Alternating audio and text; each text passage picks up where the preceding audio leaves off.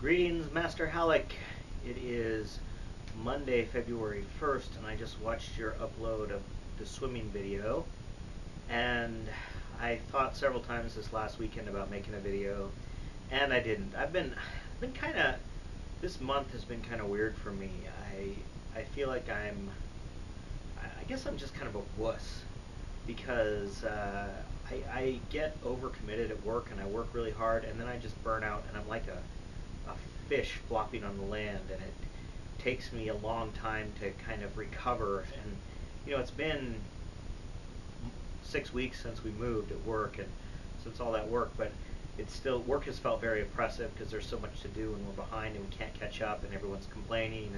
And my boss has been really supportive, which is nice. But yeah, I don't know. It's I've been taking, actually I've been taking every Friday off this month because I have all this comp time that I'm not supposed to use more than a month after I acquired it, and it's already been 6 weeks, like I said. So I've been taking 3-day weekends, but I just kind of I've been playing a lot of music actually, but I kind of sit around doing nothing. I've been watching a lot of soccer, actually.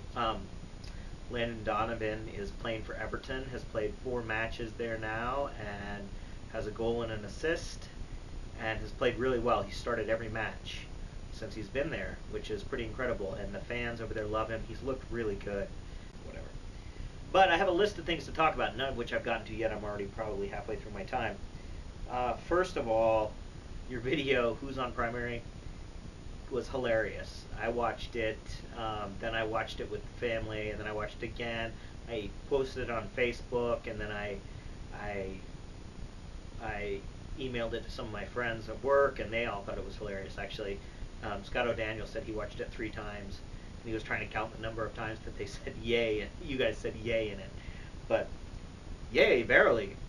Um, anyway, it was very funny, very good. I love to see the actual performance of it when you guys do it. The whole swimming thing, I don't know where you get all your energy. Um, I we're starting. I'm going to start coaching soccer again here in about a month, and we had a meeting about it last week, and I don't even want to think about it. I'm tired of it. I just don't want to do it. I'm going to do it for another year or two with Gareth, and then of course it starts up with Taryn, where he's the younger age. But I'm just tired of coaching soccer. It's a lot of work, and I don't know. But you're swimming. You put a lot of time and effort into it, and then theater and everything. I don't know how you do it. I'm feeling kind of tired. Actually, I had a really good day today at work, and I was telling Sarah this last weekend. I was really feeling like not doing anything at all, and I said to Sarah when we went to bed last night, I said, it only takes one good day to kind of get me rolling again. If I have one good day where I'm productive, I get a lot done, I feel much better. And I kind of had that day today, so I'm hoping I can get on a roll again and kind of pull out of this. But anyway, the Great White song, very cool. It was hilarious. Actually, I started playing it, and Taryn came over and sat on my lap, and he loved it. And he said, "Can we watch it again, Dad? Can we watch it again?" So we watched it like 3 times, and then I went back and watched the rest of your video, and I was going to watch some other videos, but Taryn's like, "Can I watch that other video again?" And I said, "Okay." So I just left him, and he's watching it over and over again, sitting there, which is pretty awesome. So yeah, that's cool. It reminded me, though, that one of the things I did do this weekend was on YouTube, you can now, I guess, rent movies. So you can pay and watch a movie. You get to watch it as many times as you want in 24 hours or something. It's not actually a very good deal compared to Netflix or something. It was $4, but I watched The Cove, which is a documentary about massacring dolphins in Japan, and it was a good movie. It was a good documentary. It was interesting. Actually, it was really fascinating because the guy who did it, that the driving force behind it, was this guy who used to be a photographer for National Geographic, and the documentary actually ended up being more about him and this other guy who is who did the Flipper TV shows, trained the dolphins for that, and how they're fighting to make the world a better place, which is great. I mean, it was a great video. It exposed something that needed to be exposed. and it's amazing to see, like the Japanese government and the industry people just flat out lie, and then they go and capture video that completely shows that they're lying, and it's completely beyond belief. Now everybody who's involved in it, there's arrest warrants for them in Japan because they snuck into this cove where they murder dolphins and then hid cameras there and took video of it. But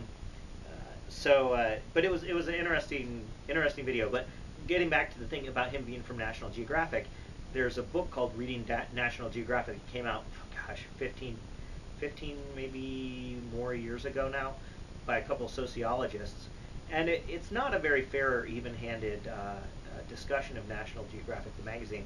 But basically, their thesis is that National Geographic is a racist and sexist organization, and they basically condemn the institution for being implicated in the culture in which it arose from. So it's like, well, yeah, in 1900, the pictures they took, and even up till today, they tend to be very macho and sort of a very colonialistic look at the world. But at the same time, it's hard to really completely condemn them, because you ask the question of, how do we get from where we were in 1900 to where we are now? Well, you don't just all of a sudden leap out, of all of your prejudices and your blind spots. It's a slow evolution, and so we do imperfect things.